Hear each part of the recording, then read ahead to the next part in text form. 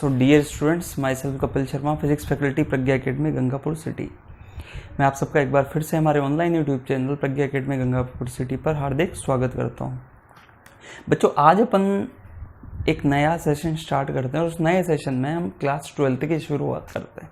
Clear? तो class 12th में मैं आज के लेक्चर में बिल्कुल आपको एक इंट्रोडक्शन दूंगा कि हम क्या क्या पढ़ने वाले हैं। इनफैक्ट जिस तरीके से आपने 11th में Newton's laws of motion, rotational motion, work power energy, इधर से इम्पल्स मोमेंटम कोलिजन, ठीक है, इस तरीके से ग्रेविटेशन, कई सारे इस तरीके से चैप्टर्स पढ़े, तो हम एक ओवरव्यू लेते हैं कि हम 12th में क्या क्या पढ़ने वाले हैं। ठीक है, तो ये एक कॉमन लेक्चर है किसके लिए? हिंदी और इंग्लिश की। बाकी इससे आगे वाले लेक्चर्स को हम हिंदी और इंग्लिश दोनों के लिए अलग अलग बनाएंगे, लेकिन आज का एक कॉमन लेक्चर, इसमें हम इंट्रोडक्शन लेंगे कि हम क्या क्या पढ़ने वाले हैं। तो सबसे पहले अपन बात करते हैं, तो तुम्हारा सबसे पहला जो यूनिट है, यहाँ पे यूनिट्स में बात होगी। ठीक है, यूनिट्स में डिवाइड किया है आपके 12th के सिलेबस को। तो जब सबसे पहली यूनिट है वो है इलेक्ट्रोस्टैटिक्स। क्या है? इलेक्ट्रोस्टैटिक्स। तो इलेक्ट्रोस्टैटिक्स शुरुआत कहाँ से होती है? आवेश से। पूरा चैप्टर आपको जब हम पढ़ रहे होंगे तब पूरा डिटेल में ये पूरी की पूरी यूनिट पूरी डिटेल में हम लोग पढ़ेंगे। इस पूरी यूनिट में 4 चैप्टर्स आते हैं। मैं अभी आपको एक ओवरव्यू दे देता हूँ। वो आता है विद्युत क्षेत्र, मतलब इलेक्ट्रिक फील्ड। दूसरा आता है गॉस लॉ। तीसरा आता है electric potential and potential energy. और चौथा जो आता है वो आता है कैपेसिटर। ठीक है, ये 4 चैप्टर्स हम जब पढ़ रहे होंगे तब अपन इसकी बात करेंगे। इलेक्ट्रोस्टैटिक्स को हिंदी में कहा जाता है स्थिर वैद्युतिकी। तो ये आपकी फर्स्ट यूनिट है और ये चैप्टर लगभग वैसा है, ये यूनिट वैसी है जैसा अपन ने कहाँ पे पढ़ा था? ग्रेविटेशन में। तो ग्रेविटेशन जैसा ही कुछ ये है। ठीक है, कौन? इलेक्ट्रोस्टैटिक्स। ये यूनिट है बेटा, ध्यान रखना, दिस इज यूनिट। और इस यूनिट में भी 4 चैप्टर हैं। वो चैप्टर्स क्या क्या हैं जब हम पढ़ रहे होंगे तो आपको डिटेल में समझा दिया जाएगा। दूसरी जो यूनिट है वो यूनिट क्या है? वो है आपकी करंट इलेक्ट्रिसिटी। क्या है? Current electricity. करंट इलेक्ट्रिसिटी, इसे बोला जाता है धारा वैद्युतिकी।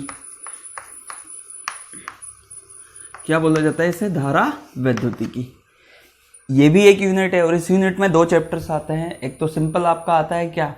ओम्स लॉ, जो भी आपने पढ़ा होगा 10th क्लास में भी, आपको थोड़ा बहुत आइडिया होगा ओम के नियम। और दूसरा क्या? वो जो परिपथ में आप धारा वगैरह निकालते हैं, विभवांतर बटा प्रतिरोध, ये धारा की वैल्यू होती है, करंट की वैल्यू होती है, potential difference divide by resistance. तो ये सारी चीज़ें जो भी सर्किट होते हैं इसमें बहुत सारी चीज़ें, कई चीज़ें आती है। और दूसरा होता है इंस्ट्रूमेंट्स, ये जो पोटेंशियल डिफरेंस या करंट के जो मेजरमेंट्स होते हैं, धारा के जो मेजरमेंट वगैरह होते हैं, उनका सबका जो किया जाता है मेजरमेंट, वो इंस्ट्रूमेंट्स से किया जाता है। उन इंस्ट्रूमेंट्स के बारे में भी हम किस में पढ़ते हैं? करंट इलेक्ट्रिसिटी में। थर्ड जो यूनिट है दैट इज, ये 2 यूनिट हो गई, पहले इलेक्ट्रोस्टैटिक्स, दूसरी करंट इलेक्ट्रिसिटी। थर्ड जो यूनिट है वो है आपकी मैग्नेटिक इफेक्ट्स ऑफ करंट। इसे कहा जाता है हिंदी में विद्युत धारा के चुंबकीय प्रभाव। विद्युत धारा के चुंबकीय प्रभाव। बच्चों एक बात ध्यान रखना, यहां पे हम करंट इलेक्ट्रिसिटी पढ़ चुके होंगे और वो करंट इलेक्ट्रिसिटी की वजह से कुछ मैग्नेटिक इफेक्ट प्रोड्यूस होते हैं, चुंबकीय प्रभाव जो उत्पन्न होते हैं, उसे अपन कहां पे पढ़ते हैं? मैग्नेटिक इफेक्ट्स ऑफ करंट में। ठीक है, ये भी एक यूनिट है। चौथी जो यूनिट है वो है आपकी EMI। इसकी फुल फॉर्म होती है इलेक्ट्रोमैग्नेटिक इंडक्शन एंड AC मतलब ऑल्टरनेटिंग करंट, और इसका हिंदी है विद्युत चुंबकीय प्रेरण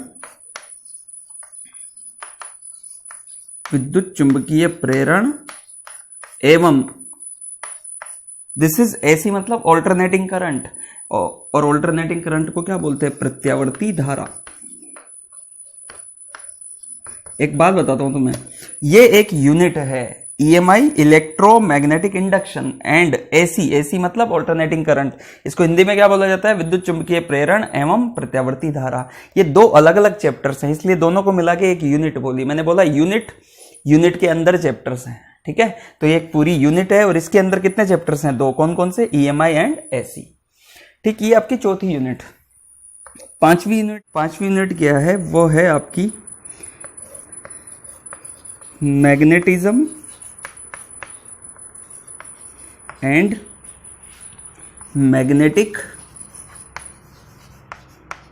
materials. Magnetism and magnetic materials है, ठीक है। इसका जो हिंदी है वो क्या है, चुंबकत्व एवं चुंबकीय पदार्थ। इस चैप्टर, इस यूनिट में धरती के मैग्नेटिज्म के बारे में बताया गया है, धरती के चुंबकत्व के बारे में गया है और चुंबकीय पदार्थों के बारे में बताया गया है। इस यूनिट को जब हम पढ़ रहे होंगे आपको पूरा डिटेल में समझाया जाएगा। अभी हम केवल एक ओवरव्यू ले रहे हैं कि हम क्या क्या पढ़ने वाले हैं। तो ये आपकी 5 यूनिट हो गई। छठी जो यूनिट है वो छठी यूनिट है आपकी ऑप्टिक्स। ऑप्टिक्स मतलब प्रकाशिकी, ऑप्टिक्स मतलब प्रकाशिकी। याद है आपने 10th में भी पढ़ा होगा, प्रकाश का अपवर्तन, प्रकाश का परावर्तन, ये सब reflection of light, refraction of light, ये ऑप्टिक्स में पढ़ते हैं। और इस ऑप्टिक्स में अपने 2 चैप्टर्स होंगे। ये जो यूनिट है ना, इस यूनिट में 2 चैप्टर्स आएंगे। एक तो आती है आपकी, एक तो सिंपल ऑप्टिक्स जो अपन पढ़ते हैं, रिफ्लेक्शन और रिफ्रैक्शन वगैरह ये सारी चीजें जो पढ़ते हैं उसे बोला जाता है ज्योमेट्रिकल ऑप्टिक्स, ठीक है, या रे ऑप्टिक्स, किरण प्रकाशिकी हिंदी में। और दूसरी जो यूनिट है वो है वेव ऑप्टिक्स। क्लियर? वो क्यों ऐसा बोला गया है या क्या होगा वो जब हम बात कर रहे होंगे उसकी, तब मैं आपको बताऊंगा कि इसमें एक को रे ऑप्टिक्स और एक को वेव ऑप्टिक्स क्यों बोला गया, ठीक है। तो अभी के लिए आप ध्यान रखो, एक है रे ऑप्टिक्स और एक होती है वेव ऑप्टिक्स, एक तरंग प्रकाशिकी और एक किरण प्रकाशिकी, ठीक है। तो इसमें भी 2 चैप्टर्स आएंगे। ये आपकी 6th यूनिट। 7th जो यूनिट है वो 7th यूनिट है आपकी photo electric effect, photo electric effect and photo electric effect and matter waves, ठीक है। यह है आपका प्रकाश विद्युत प्रभाव, प्रकाश विद्युत प्रभाव तथा द्रव्य तरंगे। ये क्या चीज होती है इसके बारे की बात हम डिटेल में करेंगे, लेकिन एक यूनिट आपकी ये हो गई। 8वीं जो यूनिट है वो 8वीं यूनिट है आपकी atomic and nuclear physics. Atomic and nuclear physics, इसे बोला जाता है परमाणुवीय एवं नाभिकीय भौतिकी, ये भौतिकी, ठीक है जी। ये बात, ये भी आपकी एक यूनिट है। 9वीं जो यूनिट है वो है आपकी इलेक्ट्रॉनिक्स।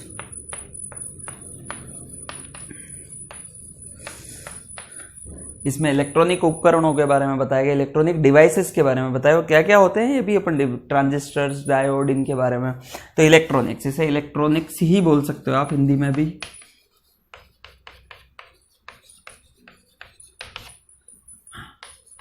इलेक्ट्रॉनिक्स। और 10वीं जो यूनिट है वो है आपकी electromagnetic waves, electromagnetic waves and communication system, communication system, ठीक है। Electromagnetic waves and communication system, इसे बोला जाता है विद्युत चुंबकीय तरंगे, विद्युत चुंबकीय तरंगे एवं संचार तंत्र, संचार तंत्र, ये आपकी पूरी 10 यूनिट्स हैं। और बेटा मैं पहले ही बोल चुका, हर ये यूनिट्स है और इन यूनिट्स में भी चैप्टर्स हैं, ठीक है। किसी में कम चैप्टर है और किसी में ज्यादा चैप्टर है। मैं एक बार फिर बता देता हूँ, इलेक्ट्रोस्टैटिक्स में 4 चैप्टर आएंगे, ठीक है। वो विद्युत क्षेत्र, गाउस का नियम, गॉस लॉ, ठीक है, वो 4 चैप्टर्स आएंगे आपके। कैपेसिटर मतलब संधारित्र ये। दूसरा है करंट इलेक्ट्रिसिटी, इसमें 2 चैप्टर्स आएंगे। एक तो सिंपल सर्किट वगैरह के बारे में अपन किरचॉफ्स लॉ वगैरह पढ़ेंगे, किरचॉफ के नियम पढ़ेंगे, और दूसरा इंस्ट्रूमेंट्स के बारे में पढ़ेंगे। तीसरी जो यूनिट है मैग्नेटिक इफेक्ट्स ऑफ करंट, इस करंट की वजह से जो भी आपके चुंबकीय प्रभाव उत्पन्न होते हैं या मैग्नेटिक प्रभाव उत्पन्न होते हैं, मैग्नेटिक इफेक्ट्स उत्पन्न होते हैं, उसको पढ़ेंगे अपन 3rd यूनिट में। चौथी EMI एंड AC, ये एक चैप्टर है। आपने अगर 10th का पता, आपको लेंस का नियम, फेराडे का नियम, लेंस लॉ और फेराडेज लॉ, ये सबके बारे में। और AC मतलब ऑल्टरनेटिंग करंट जो अपने घरों में आती है, उसके बारे की स्टडी करेंगे अपन 4th यूनिट में। ये दोनों अलग अलग चैप्टर्स हैं और इसको एक यूनिट बोला गया है। ऐसे ही magnetism and magnetic materials, magnetic materials किस टाइप से व्यवहार करते हैं, क्या होते हैं, कैसे, कौन कौन से अलग अलग प्रकार के होते हैं। और मैग्नेटिज्म, इसमें अर्थ के मैग्नेटिज्म के बारे में बताया गया है कि धरती के अंदर भी कुछ चुंबकीय गुण होते हैं, उनके बारे में बताया गया है। ये वाली यूनिट 5वीं। ऑप्टिक्स मैंने बोला, यहाँ पे दो चैप्टर्स आएंगे आपके। कौन कौन से 2 चैप्टर्स आएंगे आपके? वो पहला चैप्टर है रे ऑप्टिक्स, किरण प्रकाशिकी, और दूसरी वेव ऑप्टिक्स, तरंग प्रकाशिकी। इसमें फोटो इलेक्ट्रिक इफेक्ट और मैटर वेव्स, इसकी बारे की डिटेल अपन बाद में बात करेंगे। एटॉमिक एंड न्यूक्लियर फिजिक्स, परमाणुीय नाभिकीय भौतिकी। एटॉमिक एंड न्यूक्लियर फिजिक्स, आपके एटॉमिक स्ट्रक्चर आपने पढ़ा होगा, कुछ वैसा ही चैप्टर ये भी है। और न्यूक्लियर फिजिक्स में न्यूक्लियस के बारे में स्टडी की जाती है, ठीक है। उसके बाद इलेक्ट्रॉनिक्स, ये आपकी डायोड, ट्रांजिस्टर वगैरह, इलेक्ट्रॉनिक्स इसमें आएगा। और इलेक्ट्रोमैग्नेटिक वेव्स, EM वेव्स, ठीक है, वो इसमें पढ़ा जाएगा। इसे बोला जाता है विद्युत चुंबकीय तरंगें और संचार तंत्र, कम्युनिकेशन सिस्टम, जिस तरीके से एंटीना वगैरह, इनके बारे में इसमें बताया जाता है। एक ब्रीफ आइडिया दिया है मैंने, एक संक्षिप्त दिया है, संक्षिप्तीकरण मैंने किया है। और आप इनको ध्यान रखना, हम ये सब पढ़ने वाले 12th क्लास में।